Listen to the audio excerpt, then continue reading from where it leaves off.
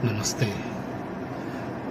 ख्रिस्त में जुड़े हर एक भाई बहन को मेरे हृदयपूर्वक धन्यवाद। आप लोग मेरे पिछले 2 वीडियो देखे हैं।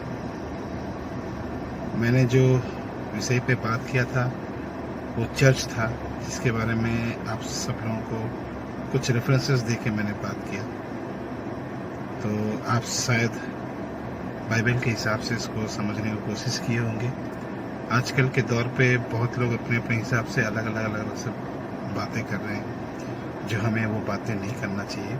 तो आज उसी चर्च के हिस्से के बारे में, उसके बारे में ही थोड़ा सा डिस्कशन करके आगे जाएंगे। चर्च जो है, कलीसिया है, उसका वो क्या है, एक्चुअली किसने बनाया था, ये सब हम पहले पढ़ चुके हैं, पहले इसके बारे में मालूम कर चुके हैं और कैसा है वो है। जैसे हम लोगों ने पहला जो वीडियो में हम लोग पढ़े थे कि चर्च जो है वो बनाया गया था यीशु मसीह के द्वारा, जो कि हम मत्ती 16 अध्याय 18 वचन में पढ़े थे।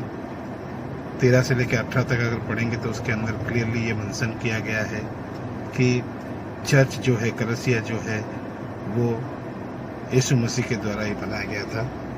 और उसके बाद इसका जो भित्ति मूल जो है, जो स्थापना जो है, उनके जरिए ही हुआ था। ये सब के हम लोग अलग अलग से पढ़ेंगे। और ये पर्टिकुलर चर्च जो है कोई मनुष्य के द्वारा नहीं बनाया गया, ये स्वयं खुद यीशु मसीह के द्वारा ही चर्च का स्थापना हुआ था, जिनका मेन मोटो ये था कि जो दृढ़ विश्वासी है, जो पत्थर है, उन सबको एक साथ लेके एक जगह पे इकट्ठा करने को ही चर्च बोलते थे। तो वो चीज़ शुरुआत हुआ था, हम इसको पढ़ चुके हैं। तो और एक बात जो है, यीशु प्रभु अपने इस चर्च को अपने खून में, अपने रक्त में इसको खरीदे थे, जिसके बारे में लिखा गया है। हम पवित्र बाइबल को निकालेंगे, उसमें से कुछ अध्याय हम लोग पढ़ेंगे तो हम बहुत सारी चीज़ें इसके अंदर से क्लियर कर सकते हैं।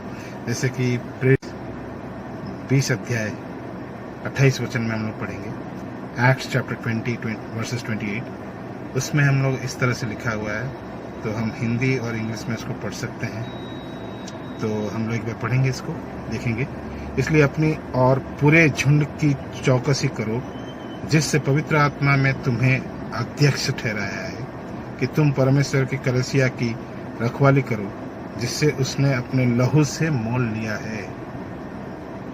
यीशु प्रभु ने अपने लहू से इसकी मोल लिया है, उसको खरीदे हैं। वो कलीसिया जिसको अपने खून से खरीदे हैं, प्रभु की चर्च जिसको किंगडम हम लोग बोलते हैं, प्रभु के राज्य बोलते हैं, जिसको स्थापना किए थे यीशु मसीह, जिसको लेके जाके प्रभु के चरणों में रखने का वादा उनका है, जो दोबारा हमसे आके मिलेंगे, हमको उनके साथ लेके जाएंगे, उसके वादा है। तो उसी चर्च में, उसी कलीसिया में हम लोग शामिल हैं।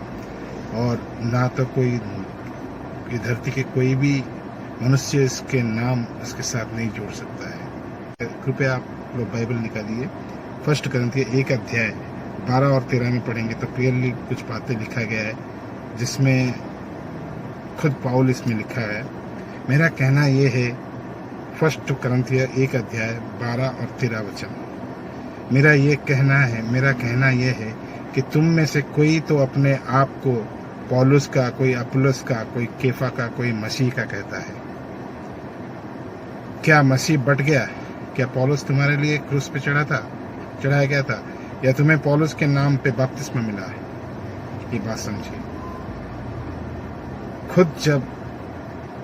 खुद अपोस्तल जो है, जो प्रेरित हैं, जिन लोगों को प्रभु मनोनीत किए थे, उन लोग भी अपना नाम जोड़ने पे तैयार नहीं है। तो हम प्रभु की बनाए गए कलीसिया में अपना नाम, अलग अलग नाम कैसे जोड़ सकते हैं? अपने मन मुताबिक नाम कैसे दे सकते हैं? वो सही नहीं है। तो इसीलिए तो प्रभु जब अपने कलीसिया में जोड़ेंगे एक साथ, जब उनके जितने लोग उनके नाम पे वापस मिले, हाँ, इसे प्रभु को प्रभु बोल के स्वीकार करके, उनको उद्धारकर्ता मान के उनके नाम पे वापस मिलते हैं, उन लोग संग उनको कलीसिया में शामिल होते हैं। लेकिन कौन से कलीसिया में? जो कलीसिया यहाँ पे बना गया वो है, या जो बना के प्रभु के उसमें? तो वो चीज़ें बातें करना जरूरी है, समझना जरूरी है। तो कि चर्च के बहुत सारे कार्य रहता है। आराधना करने का रहता है, उपासना करने का रहता है। हम किस हिसाब से करेंगे, क्या चीज़ें हमें करना है, जो वाक्य के हिसाब से, जो वचन के हिसाब से साबित करता है, जिस हिसाब से हमें करना है, जब तक वो नहीं करेंगे तब तक प्रभु के पास वो एक्सेप्ट नहीं होगा। तो हम मत्ती का 15 अध्याय 9 वचन में निकाल के पढ़ेंगे। वहाँ पे worship, how to do the worship, what is worship, प्रभु की आराधना क्या है, उपासना क्या है। और ये व्यर्थ मेरे उपासना करते हैं क्योंकि मनुष्य की विधियों को धर्मोपदेश करके सिखाते हैं। व्यर्थ में उनका आराधना करते हैं। मनुष्य की चिंताधारा, मनुष्य की रीति रिवाज, मनुष्य की बनाए गए विधि विधानों से हम लोग करते हैं। वो प्रभु का एक्सेप्ट होगा क्या? प्रभु की उपासना कैसे करना चाहिए, इसके बारे में और एक बार आगे जाके पढ़ेंगे। यही मत्ती 15 अध्याय 13 और 14 में पढ़ेंगे। उसने उत्तर दिया, हर पौधा जो मेरे स्वर्गीय पिता ने नहीं लगाया वो खाड़ा जाएगा। हर पौधा जो मेरे स्वर्गीय पिता ने नहीं लगाया वो खाड़ा जाएगा। उनको जाने दो, वे अंधे मार्ग दिखाने वाले हैं, और अंधा यदि अंधे को मार्ग दिखाते तो दोनों गड्ढे में गिर पड़ेंगे। प्रभु यहाँ पे बहुत ही जो कड़वी बातें यहाँ पे बोले हैं। प्रभु की उपासना किस तरह से करना चाहिए, क्या करना चाहिए, हम लोग किस हिसाब से करते हैं, क्या चीज़ें सही है। जब तक हम वो नहीं करेंगे, जो हमारे राह दिखाने वाले, हमारे विधि विधान बनाने वाले यहाँ के मनुष्य के द्वारा कोई न्याय नीति, कोई नियम बना के हमको दिया जाता है, उसी हिसाब से हम उपासना करते हैं, वो एक्सेप्ट नहीं होगा, एक्सेप्ट नहीं होगा।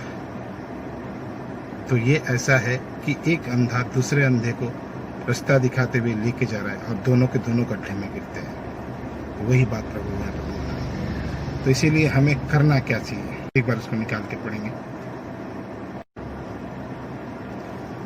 किस तरह से करें तो एक्सेप्ट होगा। जो हम लोग पहले पढ़े हैं, जो प्रभु की इच्छा है उसी हिसाब से अगर हम करते हैं तब वो एक्सेप्ट होगा। प्रभु की इच्छा जो है, मत्ती 7 अध्याय 21, 22, 23 वचन में हमें सबको पता है, यीशु मसीह जो कि हमारा उद्धार करता है, वो हमारे लिए यहाँ पे आए, अपने प्राण के बलिदान दिए हमारे पापों के लिए, फिर तीसरे दिन जी उठे, जिसका स्वरूप में हमको बपतिस्मा ले रहे हैं। और बपतिस्मा लेने के बाद हम उनको उद्धारकर्ता मान के हमें एक पवित्र आत्मा का वरदान मिलता है, जिसके जरिए हम उस चर्च में, उस कलीसिया में शामिल होते हैं। जब शामिल होने के बाद हम उनको उपासना करते हैं, आराधना करते हैं, तो उनके मुताबिक करना चाहिए।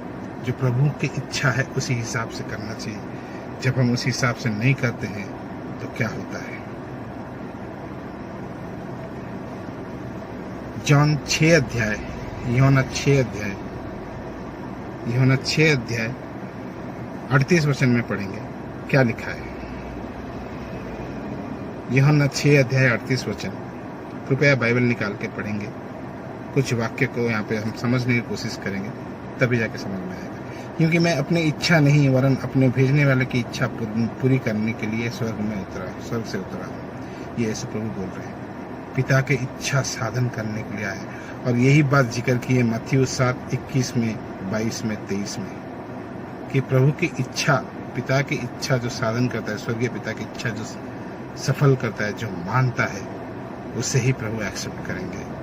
जो नहीं मानता उन एक्सेप्ट नहीं करेंगे। उसी तरह हम लोग 20 अध्याय 7 वचन में पढ़ेंगे, क्या दिया है,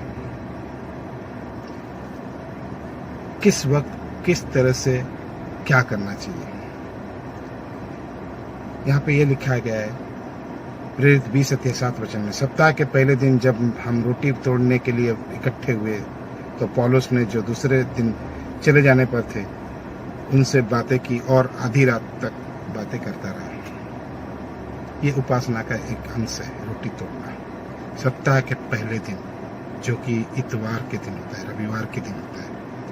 हर हफ्ते में एक रविवार आता है, उस रविवार के दिन हमें रोटी तोड़ना चाहिए, जिसे बोलते प्रभु के शरीर और रक्त को ज्ञापन करना, उनको याद करना। वो करने की अपने को जरूरत है, वो एक हिस्सा है उपासना का। ये चर्च का एक हिस्सा है। उसी तरह हम लोग ये हो गया लॉर्ड सपर की बात हो गया। मत्ती 26 अध्याय 26 से लेकर 29 तक और क्या करने के लिए बोले गए, वो चीजें भी हमें करना चाहिए।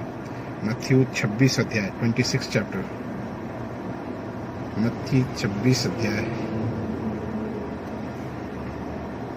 26 से लेकर 29 तक पढ़ेंगे। 26 से लेकर 29 तक। उसने उससे कहा, तो कह चुका।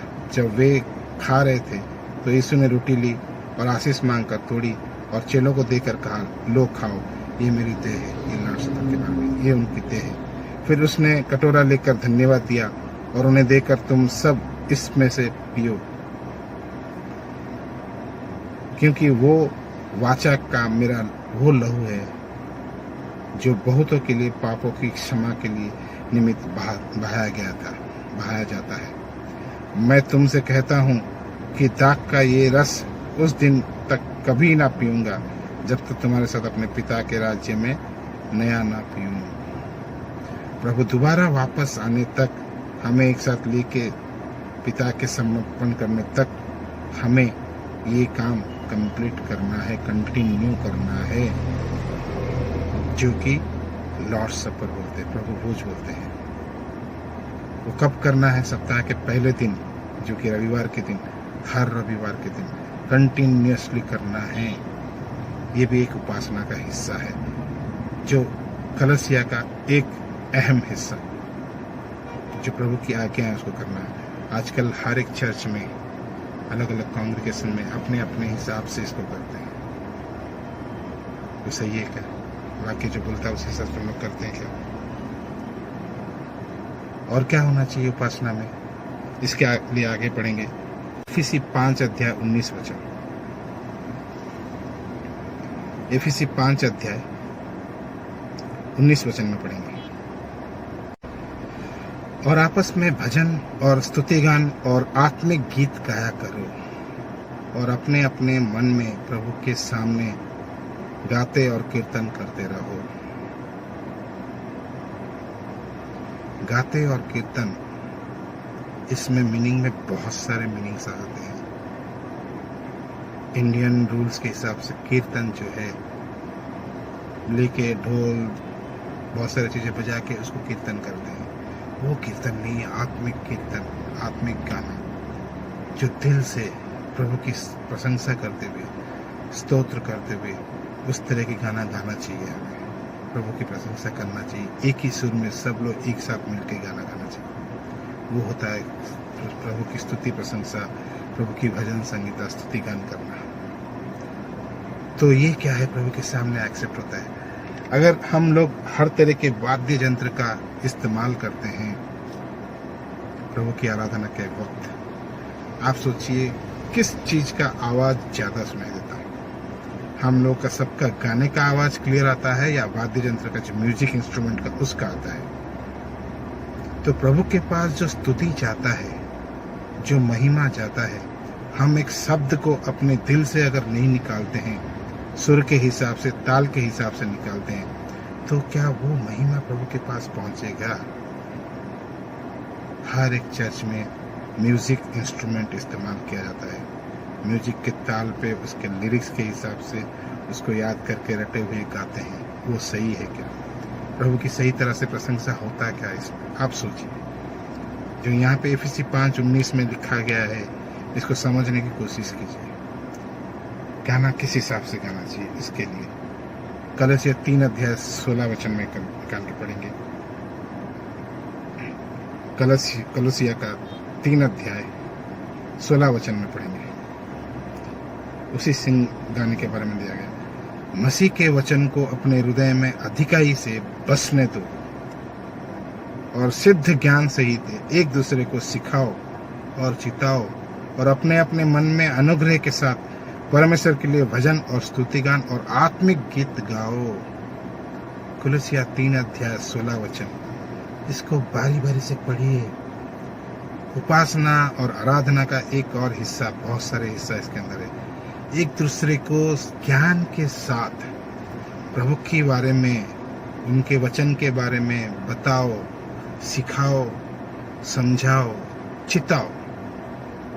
अगर कोई गलती कर रहा है, गलत से जा रहा है, वाक्य के प्रभु के वचन के हिसाब से उसको सिखाओ, चिताओ, एहसास दिलाओ कि भाई आप ये गलत कर रहे हैं। प्रभु के वचन में इस हिसाब से है, इस हिसाब से कीजिए।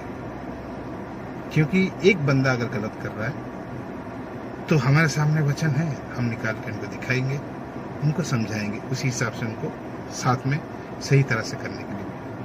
एक दूसरे को अनुग्रह दो, एक दूसरे को उत्साह दो, प्रभु के लिए भजन करो, गीत गान करो, स्तुतिगान करो, आत्मिक गीत गाओ, एक साथ मिलके प्रभु के लिए एक ही तरीके से गाने गाओ, एक साथ गाना गाओ। ये नहीं कि कोई वाद्य यंत्र या तो म्यूजिक इंस्ट्रूमेंट लेके हम प्रभु की प्रशंसा करते हैं, वो अलग है। प्रभु की प्रशंसा उसमें नहीं होता। प्रभु की उपासना आराधना करने लायक चीजें नहीं है।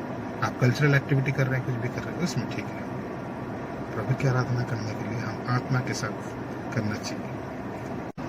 सो वर्शिप, जो प्रभु की आराधना है, वो एक एक्टिविटी है।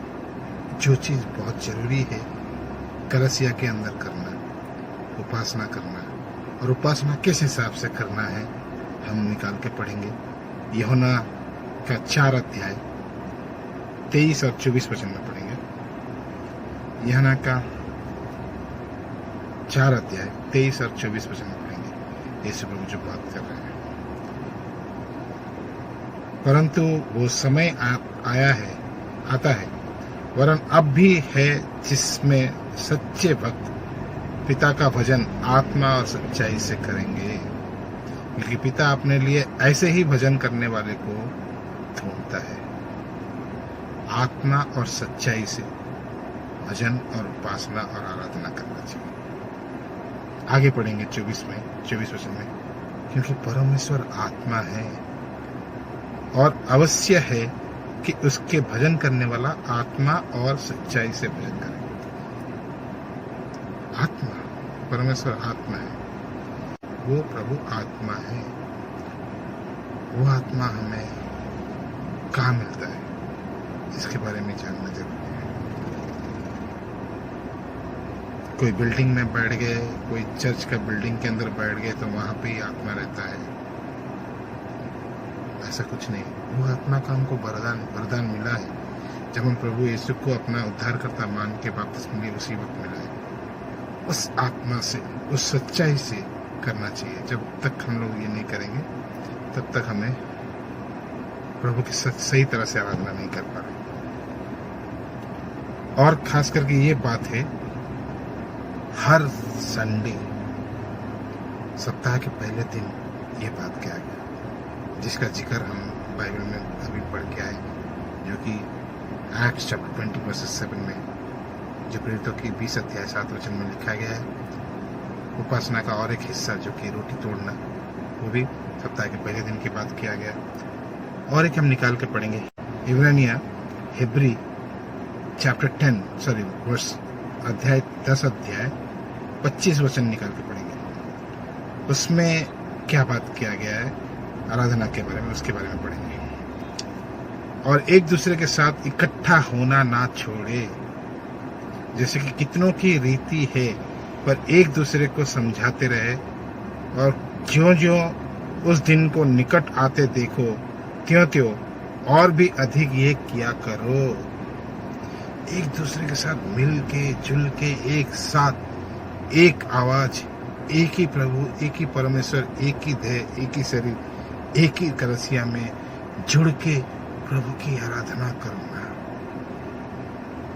इसका मतलब नहीं कि सब एक जगह पे इकट्ठा हो सकते, लेकिन एक ही तरीके सबका होना चाहिए। चाहे आप इस सिटी में हो, उस सिटी में हो, इस देश में हो, इस कहीं भी, धरती के कहीं भी हो, लेकिन सब एक ही तरह से होना चाहिए। जैसे जैसे दिन निकट आते जा रहा है, हमें एक ही तरह से, एक ही आराधना अगर करेंगे, तब हम प्रभु के राज्य में एक साथ इकट्ठा रह पाएंगे। प्रभु आके, हाँ ये मेरा ही है, चाहे वो दिल्ली से हो, मुंबई से हो, कहीं भी हो, वर्ल्ड के कहीं भी हो, प्रभु जब आएंगे उसको एक साथ इकट्ठा लेने में उनको आसानी होगी। तो ये होता है प्रभु की राज्य किंगडम के बारे में। जो प्रभु बना के गए, जो बातें बोले, वो चीज़ें हमें करना जरूरी है। और क्या नहीं करना चाहिए, जिसके लिए मना किया गया है, जिसे हम बहुत बार करते हैं, बहुत लोग उसे करते हैं, उसके अपने हिसाब से करते हैं, जो दंडनीय है, उसे नहीं करना चाहिए। एक बार उसे निकाल के पढ़ेंगे। दूसरा योना 1 अध्याय, उसका 9 और 10 से लेकर 11 तक पढ़ेंगे। 9, 10, 11। यीशु मसीह हमें क्या बोल के गए, हमें पूरा जो चीजें है इस पवित्र बाइबल में हर जगह पे लिखा हुआ है। हमें उसे सही तरह से पढ़ना है, समझना है, उसी हिसाब से करना। अगर हम इससे परे कुछ और करते हैं तो इसके बारे में क्या होता। दूसरा यूहन्ना 1 अध्याय 9 से लेकर 11 तक पढ़ेंगे। जो कोई आगे बढ़ जाता है और मसीह की शिक्षा में बना नहीं रहता, उसके पास परमेश्वर नहीं। जो कोई उसकी शिक्षा में स्थिर रहता है, उसके पास पिता भी है और पुत्र भी है। यदि कोई तुम्हारे पास आए और यही शिक्षा ना दे, उससे ना तो घर में आने दो और ना नमस्कार करो। कितनी कड़वी बात है। यीशु प्रभु की शिक्षा में जो नहीं रहता है, उसे प्रभु नहीं मिलेंगे। जो रहता है उनको प्रभु मिलते, पिता मिलते, पुत्र मिलते, साथ में पवित्र आत्मा का हमारे को वरदान है, वो हमारे साथ रहता है। यदि कोई इससे अलग बात करता है, उसे ना तो घर में आने दो, ना उसके सत्कार करो। क्यों नहीं करना? क्योंकि जो कोई, आगे पढ़िए 11 में, क्योंकि जो कोई ऐसे जन को नमस्कार करता है, वो उसके बुरे कामों की साझी होता है। जो इस आदमी को सत्कार करता है, उसका आदर करता है, सम्मान करता है, तो वो भी उसके जैसा ही है, उसके जैसा ही काम कर रहा है। प्रभु दोनों को एक्सेप्ट नहीं करेंगे। तो इसीलिए बहुत ही टफ बातें हैं। आखिरी में प्रभु की वाक्य जो है, इसमें आईने की तरह है, 2 धारी तलवार है, इधर से भी धार है, उधर से भी धार है।